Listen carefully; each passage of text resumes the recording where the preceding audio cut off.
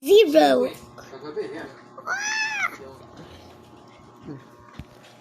Nag-fail sila. Actually, failed. Gano'n eh. Against the Vilda, against the Harris.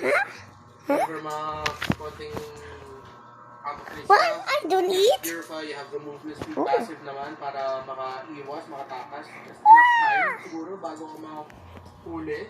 Or para mabigyan ka ng panahon na This is so good. Ooh, good respect on the potential Bane, ha? See that's what it looks Kasi like. yung Bane Matilda combo ng Blacklist, classic yan ng NPLPH. Ang dami yung order ko. Isa sa mga What? urban Dami? so far CSP Dami ng order mo? Angela. Spaghetti. What if mag-hyper carry si Hachi MB tapos mag-mid Angela? Tapos EXP yung So double sustain sa gitna, XP heal the fast clear, rotate. Good. Mabigyan mo din ng backup yung Harith. So, ano pipiliin nila sa jungle? Oh! Oh! Okay! So tasty. Nung sinabi niyo yung tanong, biglang nakita yung potential na sagot. And that is a potential answer. Pwede rin pa naman nag-explain yung Barats. Pero if ever mag-mid Angela on the blacklist, then, yeah, it's a Barats. Yummy. Barats. Wow. I don't see the one like that. So yummy. So yummy long. Pero sa mga previous tournaments, yes. Nakita rin natin siya ng NPL Philippines Season 14. So yummy. M6 lang hindi ko malala kung nakita natin. Pati sa SPS na Yeah. Select itong Barats. So first pick, first time pick ng Barats. Claude ulit ni Doming kahit Haha. You're the coolest fruits okay, so and best foods like me and us like bacon. What? Blacklist International, di pa rin natin sure kung anong role yung kulang. Gigawin mo. Oo. Sobrang What? Ang dami kain. Grabe all out yung blacklist. Sabi nila, okay, baka second to the last, well, lahat naman sila second to the last series kasi first to two is yan. Second to the last series na natin to, guys. Subukan na lang natin. So XP nga yung Barats, mid nga yung Hilda, MP on the alley. First time pick din ba to? Jungle. Jongwon. Lol. Let me just double check. Alam ko na, ano ko naalala ng Alice? Oh, hindi pa. So, yung worry ko na lang sa Alice Jungle is baka ma-invadean siya, mawalan sila ng control eh. Kasi nung huling na nakita natin yung Alice, even if you win the first few skirmishes, may risk din na wala ka pa sa comfortable damage or sustain timing mo pagdating ng second turtle first turn. Yes, binabalikan ko yung This is the best food I ever seen that before. series ng Omega nung MPL Philippines Season 14 playoff. Sila yung nag-alis noon at yun yung nangyari. So kaya sila pumili ng EXP lane na sobrang lakas mag-sustain na pwede mo na isipin mo, invaden ba natin o i-gagap ba natin. Download? Ha? No? So, No. no na yun para sa blacklist para makabigay sila ng focus sa pagprotekto ng jungle para makapag-farm si MP. Okay, that's the Fury. Pero it's gonna boil down again paulit-ulit sa execution ng mga agents to extend the series gate.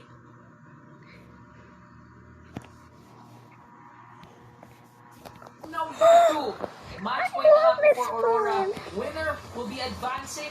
Loser will be going to the lower bracket. So Blacklist International ngayon, nararamdaman din naman yung early game aggression na meron ang Aurora. They have the Khalid na alam natin. Baby mama, baby mama. Ngayon ni Hilda Hodge though, out of wilderness, buti na lang hindi pa level 4, naka-flicker out kagad sila ng Jake Quick Sandguard. Okay, Blacklist International at Aurora, yung roamers nilang dalawa, parehas na poke down. Si Bert Ziva at si Jay kailangan umuwi. Si Hodge nakita si Jay, meanwhile si Jay naman ang nakakita kay Bert Ziva at nagbigay ng damage sa kanya alongside with a little skirmish dun sa top lane nung nakita niya si Timber Knight. So now, Alice, So sarap. huli ata dito. Kanya makataas. Look, he gets hungry and hungry. Sabi ko kanina, nag-i-invade na lang yung Aurora at makukuha ka yung Skilled Blizzard, ni MP. Okay, so Look. medyo nahihirapan na nga talaga itong si MB to the He's point na si so Renji ayaw nga talaga good. pauwiin yung members ng Blackness International pero dahil dyan ata makukuha ni Haj yung first blood. So far, kahit pa paano may trade pa na naman na nakuha ang Blackness International but again, it's gonna boil down to kung makakahabol, makaka-scale up nga ba si MP kontra sa suyo ni Demon Knight. For certain, up for grabs. Lukis na ni MP yung first turtle ng laban at Aurora, mukhang makaka-contest sila. Tingnan natin kung makaka-contest na dito si Demon Ay! Knight. Mo naman. MP quite low, pinupuruhan nila yung Jay Lightning without save by Perk Siva. So ngayon, si Jay Pinkman may kinain nga doon. Napakasakit naman ang damage! Whoa! What? So fast! Natuto pa rin naman doon na si Renji kapat ng buhay ni Haj. Perk Siva quite low, MP. Ito na, yung pag-atake ni... Yum, yum, yum! What? Edward with the Infernal Pursuit. Papatupan si Perk Siva. MP might be the next target though. Makakatakas nga ba with flowing... I'm going to feel good. Yes, indeed. And JM Pinkman... Full!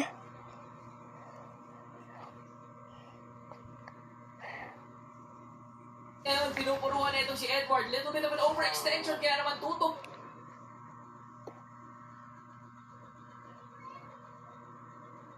Pa, si Legend Zero.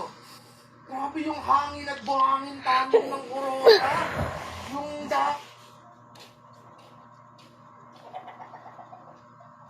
na crowd po trong kailangan ng kalit at saka nung veil.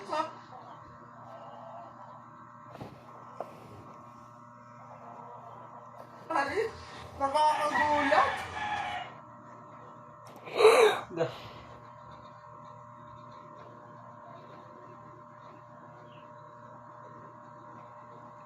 Hangin na buhangin. Ayun na yung buhangin. Tinamaan si Haji, pero the guy Pinkman is there to bring...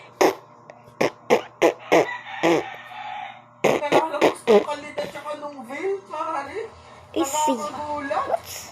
Hangin na Let's buhangin. see. Ayun na nga yung buhangin. Look, Tinamaan walang si Haji, kotse. pero the guy Pinkman is there to bring down Demon Knight. Hey, owners. Ito na yung aggression na meron pag si Perksiba may hawak na magandang hero na Matilda working wonders for Blacklist. Grabe, trade ng dalawa at masaya.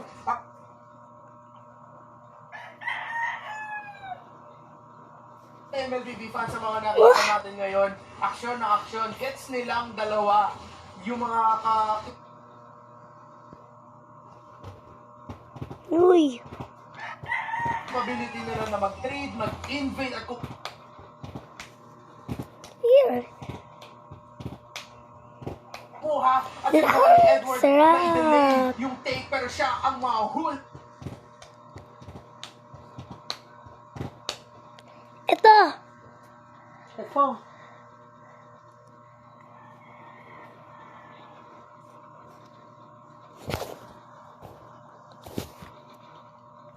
Ni Perksiba ni Haji, tutumban na naman si Domengite. At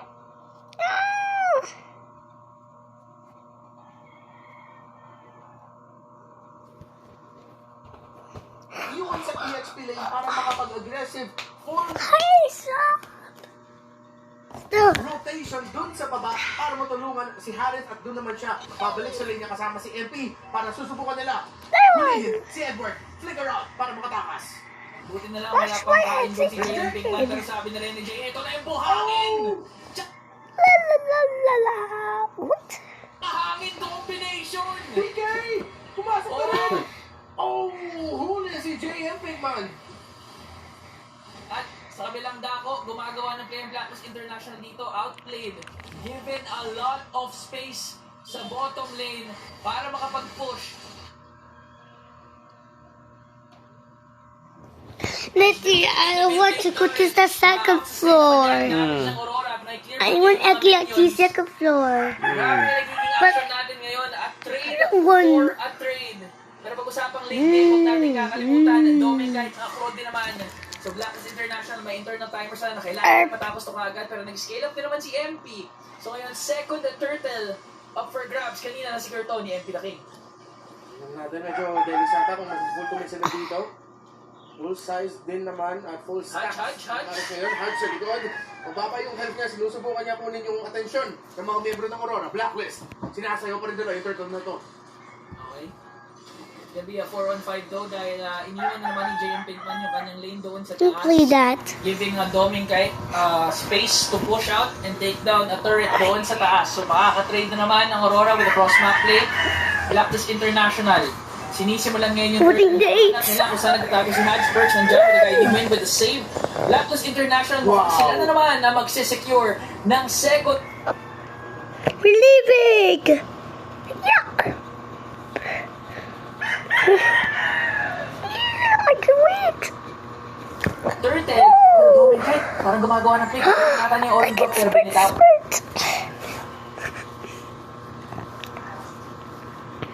Nalaman nila, alam niya mag-rotate yung Blacklist. Oo, delikado. Sinubukan pa niya kunin yung orange buff na yun. And Blacklist International, nileverage nila yung pagpunta ni Doming kahit dun sa top lane. Nakita nila sandali, may konting espasyo tayo gumawa ng maliit na push sa mid lane para makapag-react sila Yue at Renegade. At nung nakita na ng Aurora na medyo delikado na yung pwesto ng mid lane, bintawan nila yung control sa kailangan nila sa Blacklist International. Papunta ng ngayon yung third item niya mga kaibigan kasi Clock of Destiny at papunta ng Dominance House. Nakuha na nga ni MP yung second item niya. Pag-push pa doon sa taas.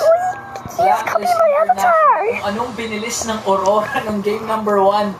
Tinatry nila ng ano eh. Dami tao. Nila, ay, 11:37 nyo kami ha.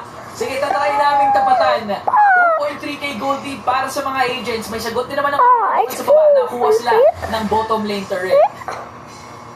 So, macro ngayon ang pinapaglabanan ng dalawa.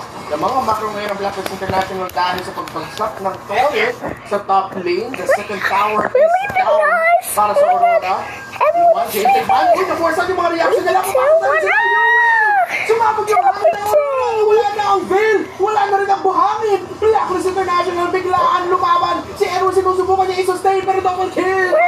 Pinabulin nila si Demon Death. Out in vain sa purple buff. Tatlo ang nawala. Blacklist lamang. Grabe yung circling eagle doon ni Perk Ziva.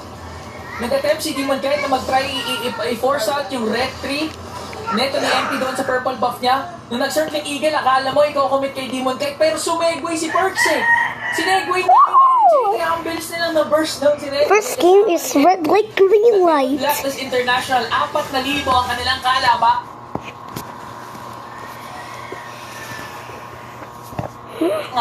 Full control over the store. Tignan natin kung makakasalita pa yung Aurora. Pumasok si Rene J with a Raging Sandstorm. Pero si Ampay naglawawala din naman sa Zaman Force. IC.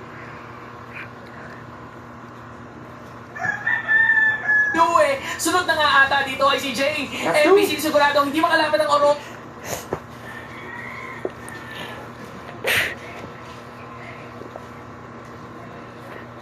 Blacklist International, mukha bang may namatay? Wala! 5 agents are ready to take the Lord. Ano nangyari sa game number 1? Mukhang Let's check out this gising na ngayon ng Blacklist International.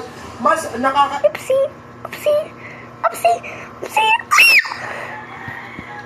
ikot na komportable, mas nakakalaban na maayos sa comfort level na gusto nila at Blacklist. 5,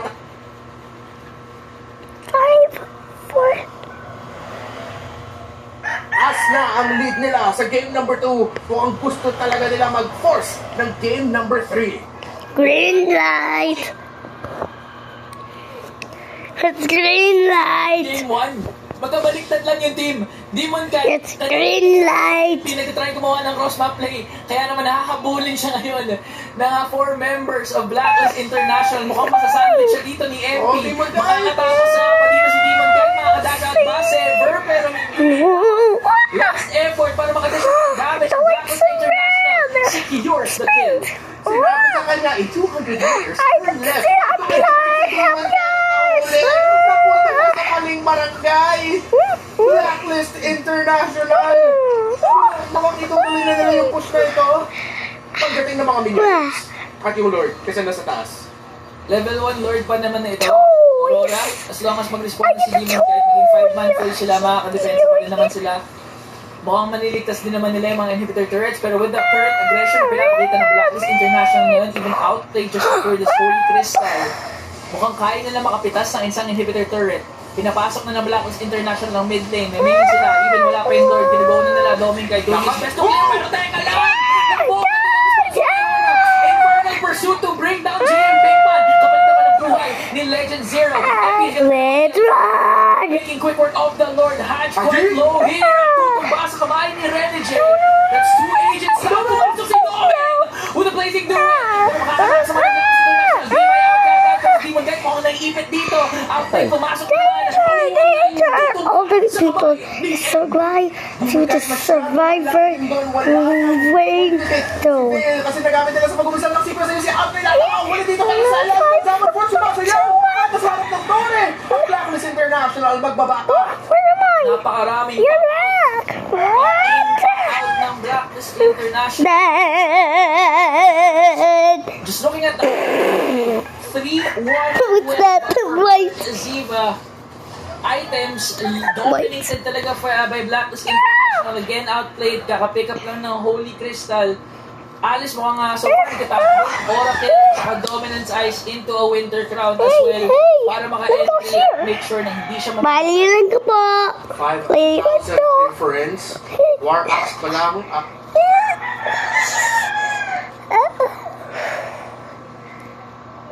Ang yung full build pass ngayon.